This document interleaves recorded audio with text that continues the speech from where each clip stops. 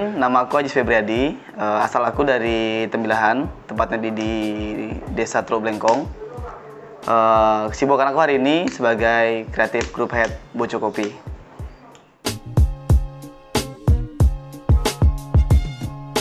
Sejarah Boco itu berdiri itu menyusunnya tuh 2017 awal. Itu emang udah niat dari aku membangun bisnis sebelumnya. Sebelumnya kan aku membangun bisnis sepatu. Nah situ udah mulai bosen, terus aku mulai mikirin nih bisnis apa yang untuk kedepannya yang aku bisa senengin di dalamnya, gitu. Terus aku mutusin jalan ke beberapa daerah, gitu, ke beberapa daerah di Indonesia, gitu, sekitar 1 tahun lebih. Jadi aku pikirin ini dari awal story ya, tarik belakang jauh banget. Aku pingin masih di tahap awal itu belum kepikiran tuh bakal bikin warung kopi gitu. Aku cuman kepikiran bisnis apa yang aku bisa nyantai di dalamnya, terus aku bisa main-main, aku bisa ngasilin duit gitu. Ya umuran 20-an lah, masih terpikir untuk gimana caranya aku main tapi dapat duit gitu. Karena aku ngerasa di bisnis sebelumnya itu di sepatu itu kayak ya dulu mental teman-teman pasti pernah ngerasain ya, kayak nggak mau banget kerja ya gitu kayak ya julukannya dulu kayak di circle tuh kayak budak korporat lah gitu, nggak mau dianggap seperti itu. Jadi kayak mutusin kayak apa ya yang bagus untuk depannya. Nah di situ aku mulai ngumpulin duit, terus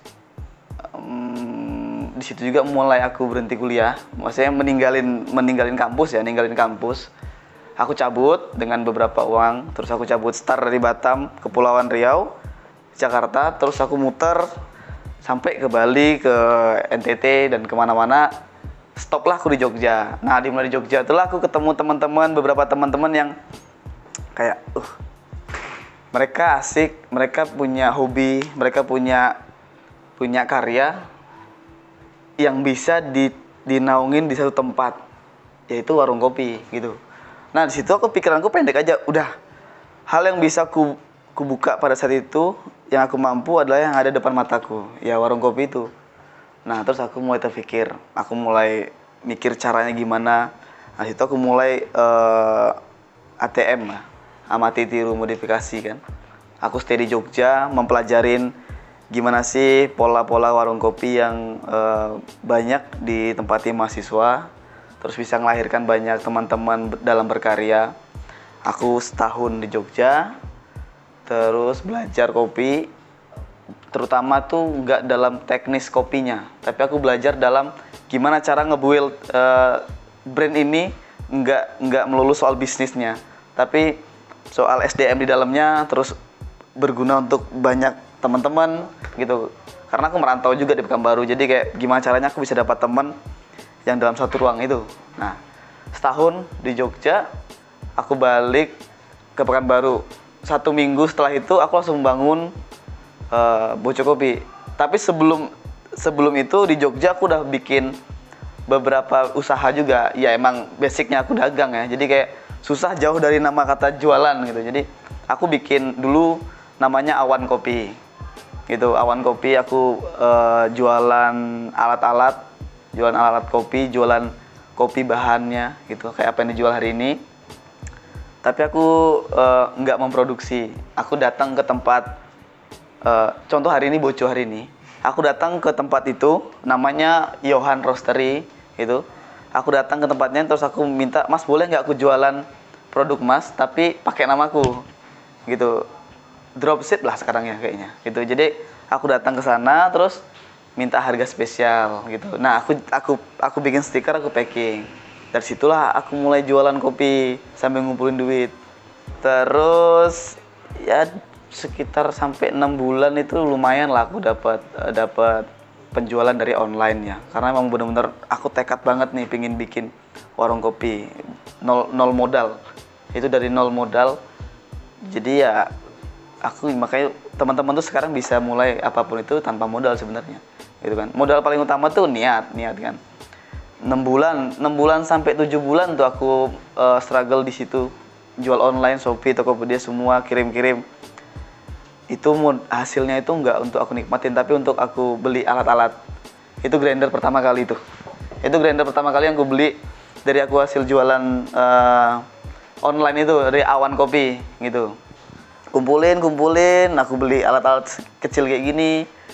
Terus aku balik ke Pekanbaru, alat-alat itu nggak ada. Nah itu, jadi seminggu setelah itu aku cari lokasi mana yang bisa support. Nah berhubung lokasi Boco hari ini itu yang punya support gitu, kenal aku udah lama dari aku bikin usaha gitu. Nah terus aku datang ke sini terus nawarin kayak ya izin pengen bikin warung kopi gitu. Itu bener-bener penuh perjuangan sih ya gitu. Kayak aku beli kayu-kayu itu bekas gitu. Jadi Boco tuh di awal bangun bener-bener semuanya bekas. Kayu aku beli bekas. Ada bekas kafe di Air Dingin tuh belakang Wir kalau kalian tahu. Itu dulu tutup. Nah itu aku beliin tuh. Yang bisa aku pakai aku beli. Terus aku beli kayu itu dulu satu pickup harganya 200.000. Itu di Taratak Bulu. Itu kayu yang buangan. Jadi nggak bagus. Jadi aku harus pilih lagi. Nah tapi aku bikinlah Boco pertama waktu itu dengan serba ya alat-alat yang apa adanya. Rumbio yang seharusnya disusun 4 segini. Atap rumbio tau kan? Atap daun itu aku susun jaraknya segini supaya hemat gitu. Jadi supaya hemat. Terus kayak alat-alat itu semuanya aku minjem kayak galon, kompor. Jadi ya sama teman-teman kampus juga. Jadi UIR itu banyak banget bantu aku dari berbagai hal ya gitu. Kayak teman-teman aku yang dulu aku udah balik dari Jogja, sini aku minjem kompor, minjem galon, minjem gelasnya itu dari teman-teman UIR semua. Ada dari Sendra Tasik, ada dari Vkom, ada Visipol. Jadi kan banyak kita di sini anak kos ya. Kayak mereka banyak nggak kepake tuh galon, kompornya. Tapi daripada nggak kepake, aku pinjem lah untuk jualan. Nah itulah Boco. Awal dulu tuh 2017 bener-bener ya apa adanya. Jauh pokoknya kata dari warung kopi lah. Warung kopi, lebih tepatnya tempat nongkrong. Nah, situ aku mulai nyusun. Setahun pertama aku nyusun Boco Kopi itu aku mempelajarin apa nih kemauan market di Pekanbaru ini, terutama di lingkungan kampus UIR ya. Tapi aku bawa warna dari Jogja itu. Gimana caranya culture-nya bisa dapat nih di tanah Pekanbaru ini. Kan Pekanbaru sedikit susah ya kalau tentang culture ya. Jadi aku nyesuain ya. Tahun pertama aku membuat strategi itu atau warna tujuan aku Boco Kopi itu sebagai ruang di mana teman-teman bisa kayak ngumpul tanpa janjian gitu. Kayak ya kamu bisa main gitar, kamu bisa baca puisi, kamu bisa menulis. Nah begitu cara aku untuk mengumpulkan market untuk Boco pertama kali dulu gitu. Terus di tahun kedua aku mulai bisa ngumpulin beberapa simpenan dari Boco Kopi ini gitu. Ya di 2018 lah aku mulai bener-bener mikirin Boco Kopi ini kedepannya harus seperti ini. Nah, tapi di awal mundur lagi kita, di awal itu aku udah buat plan Boco sampai tahun kelima gitu. Jadi ya kalau kalian sadarin ya, kalau kalian hadir di 2020 berarti nongkrong di Boco ya. Berarti angkatan keberapa itu gitu.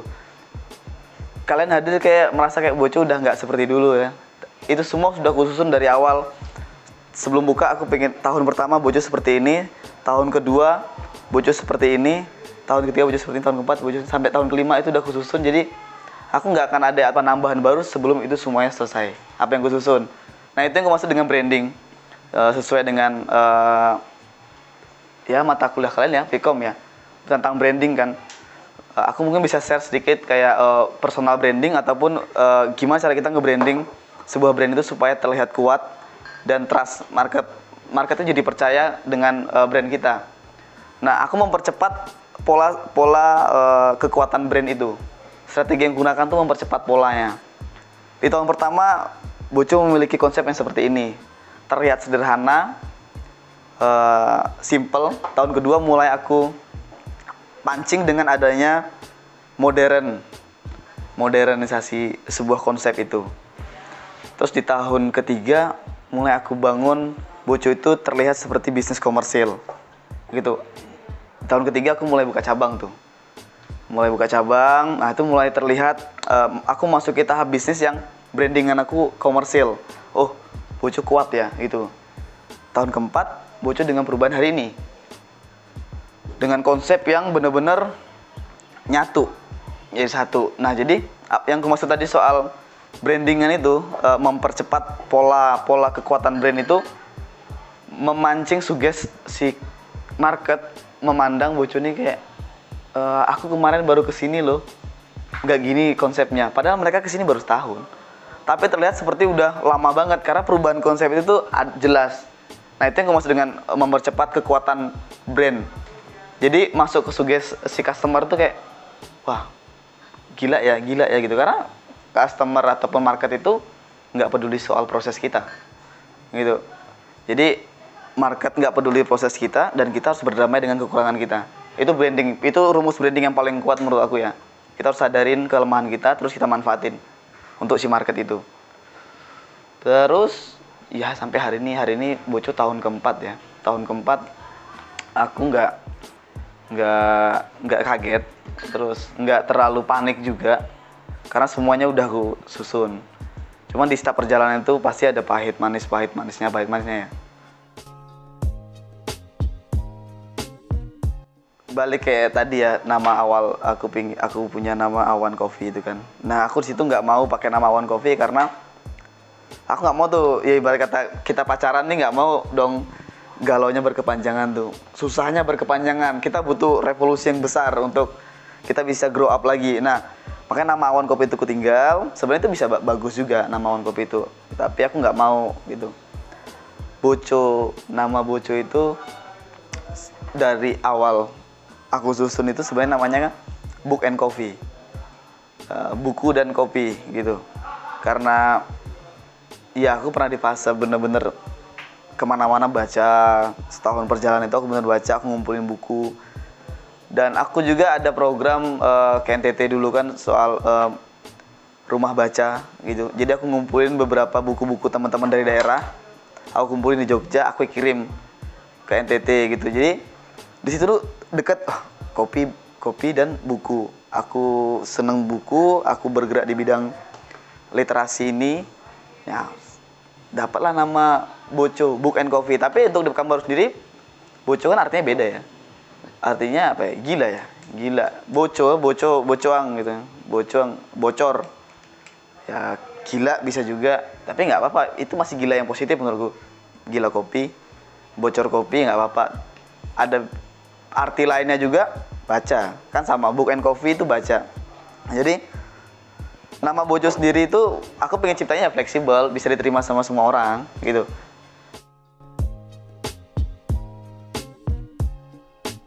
Kalau konsep Boco yang saat ini kan berarti konsep yang keempat gitu.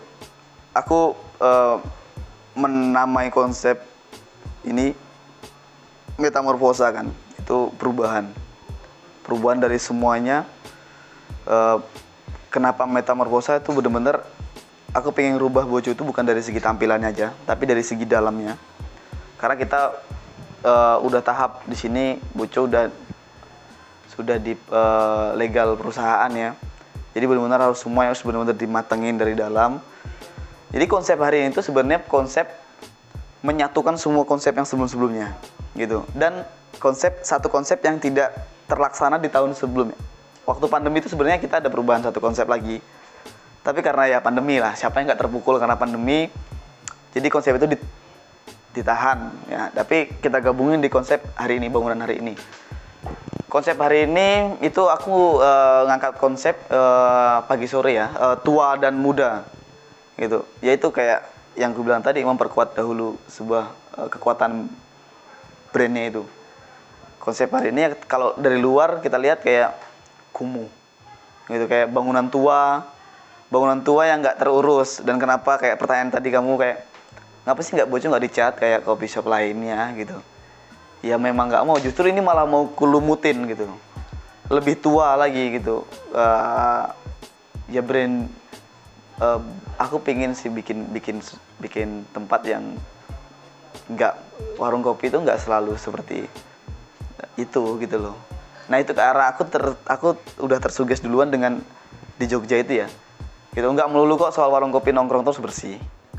Ya bersih itu bukan berarti kotor ini ya, tapi tampilan konsepnya nggak melulu soal yang bersih gitu loh. Itu kita bisa ambil satu konsep yang ya kalau bisa dibilang ini industrial gitu, industrial modern lah gitu. Dan aku ambil konsep yang tribun juga itu konsep untuk kelas gitu ya. Itu tribun itu kan aku pengen bikin kelas pagi, aku pengen bikin ya Boco kan ada beberapa event ya gitu, dan selama ini juga Boco nggak pernah adain event reguler, emang bener-bener event yang diadain untuk mengapresiasi karya teman kita, ataupun kita bikin debat soal pendidikan, soal politik, itu udah pernah ada di sini. Ya konsepnya ya aku bilang sih, aku pingin kalau hari ini malam, siang dan malamnya pasti beda ya. Kalau siang terlihat kayak ini, tapi kalau malam kayak tahu kalian pub tahun 70-an.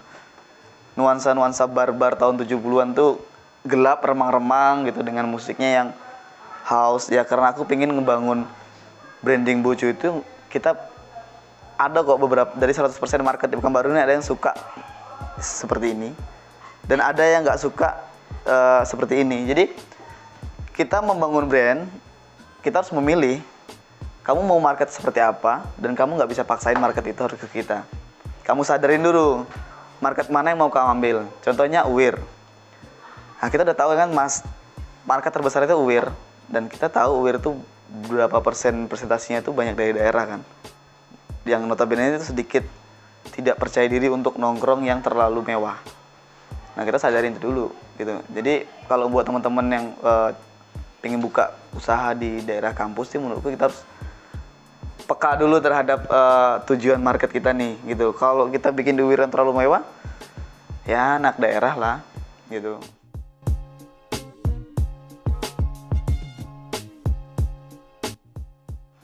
Aku nggak suka kopi. Jadi orang banyak salah kan, aku nggak suka kopi sebenarnya. Ya sama kayak aku suka musik, tapi nggak bisa main musik. Gitu. Aku ngebangun bisnis kopi ya karena itu otakku terlalu liar untuk peluang-peluang itu kan. Kalau ditanya suka kopi apa jenis, aku nggak suka kopi ya. Aku sukanya coklat lagi malah.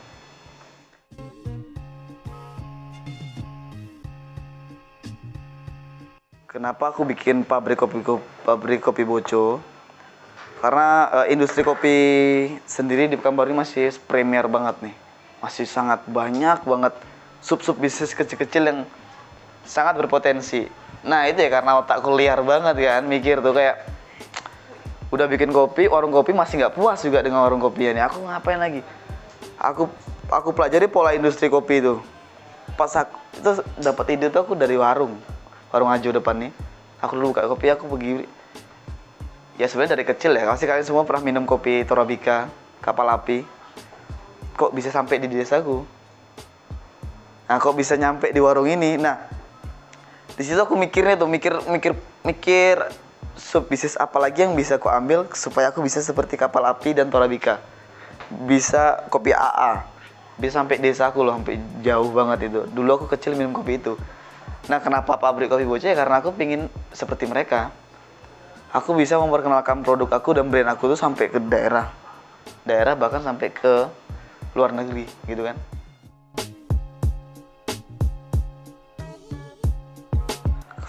Kalau second home terlalu berat ya. Cuman kayak kita obrolin barusan kan, kayak kita obrolin bareng-bareng nih, kayak pada akhirnya pulang bener ya gitu. Kayak kita harus ngelakuin ini ya, kita harus ngelakuin ini kayak banyak hal. Karena kita ngobrol di Boco, kayak kalian harus gini, kita harus gini, terus cerita pengalaman, kita berbagi pikiran. Pada akhirnya pulang tuh ada satu pemikiran pengen ngelakuin sesuatu tapi belum sanggup. Aku tuh ngebangun branding aku di Boco tuh cuek kalau nggak ada kepentingan. Tapi kalau emang ada kayak ngobrol gini, ayo kita ngobrol gitu. Tapi kalau daily, kalau emang kayak kamu duduk, aku kurang kurang kurang waktu untuk, maksudnya nggak ada, bukannya nggak ada waktu ya, tapi kayak nggak mau lah gitu, kayaknya kita nggak ada janjian untuk ngobrol, nah bertukar pikiran gitu loh, komunikasi kita nggak ada gitu. Jadi kalau harapan aku untuk customer Bojo sendiri, setelah pulang Bojo, setelah dari Bojo ini apa ya, dapat ilmu pasti ya, pengennya dapat ilmu, terus membangkitkan jiwa kehewanan dalam hewan itu kan agresif ya. Kalau aku sih bilangnya jiwa kehewanan, kalian ya, manusia itu punya sisi hewan, membangkitkan sisi itu supaya lebih garang, lebih berani untuk ngelakuin sesuatu yang itu dihasilkan dari kepala sendiri. Itu sih gitu. Kamu jangan mencoba, tapi lakukan. Don't try, but do it gitu. Karena sesuatu yang dicoba itu nggak baik, tapi kalau kamu lakukan pasti baik gitu ya. Menurut aku ya, aku nggak pernah mau kasih motivasi, karena aku sendiri orang nggak percaya motivasi. Aku punya satu formula itulah, jangan jadikan itu motivasi, tapi mudah-mudahan rumus formula ini bisa kalian terapin. Kalau emang jodoh di kalian bisa, tapi kalau emang nggak jodoh di kalian, kalian harus cari formula baru dong gitu. Mungkin aku bisa berbagi formula aja, kayak contohnya tadi satu, jangan coba tapi lakukan. Terus tentukan, dan kalian harus bisa milih yang wajib dan yang sunnah tadi itu kan. Terus manajemen waktu itu seperti kalian makan gitu, nggak ada yang nggak bisa, semua bisa gitu. Jadi kalau untuk memotivasi diri kalian tuh ya harus kalian sendiri, nggak bisa orang lain. Tapi kalau kalian mau mencoba membuat plan, satu lagi ini, biasakan dalam membuat sesuatu itu catat gitu. Kayak ketika kalian ingin membuat sesuatu yang kecil itu, kalian harus catat semuanya, plan itu dengan benar. Sekecil apapun yang ingin kalian buat harus di-plan, disusun rencana dari awal sebelum kalian lakukan itu gitu. Setelah itu kalian bakal punya pikiran kayak, atau punya mental yang, contohnya hari ini Boco, aku nggak pernah takut Boco ini gagal gitu, karena aku udah bisa bangun Boco sebesar ini. Ketika ini gagal, aku bisa bikin sesuatu yang lebih besar daripada Boco. Jadi selalu itu yang ku simpen dalam pikiran aku ya. Jadi kayak buat aku kayak terus semangat, kayak untuk apa kita takut gagal? Kalau kita selalu mikir gagal, kapan kita mikir majunya? Jadi buang aja tong sampah pikiran gagal itu, karena hasil dari semua yang kita lakukan itu adalah gagal. Karena kalau hasilnya itu sesuai kemauan kita nggak ada cukupnya. Manusia itu nggak pernah cukup ya, nafsunya gede banget kan. Jadi itu aja sih paling.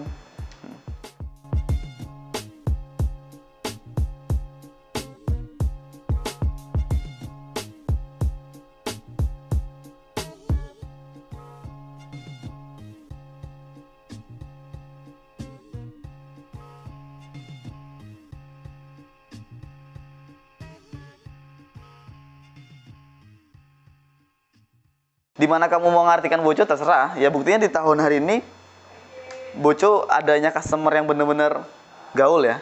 Dari segi bahasa aja semua nggak bisa bedain kayak, nah aku buat nama Boco bukan Boko. Hari ini ada yang bilang Boco itu Boko gitu kan, Inggris banget gitu kan. Jadi ya nggak apa-apa, terserah, mau Boco boleh, mau Boko boleh gitu ya, bebas lah gitu. Tapi kalau arti yang awal ya, Boco itu book and coffee gitu, itu benang merahnya Boco Kopi ini gitu, buku dan kopi.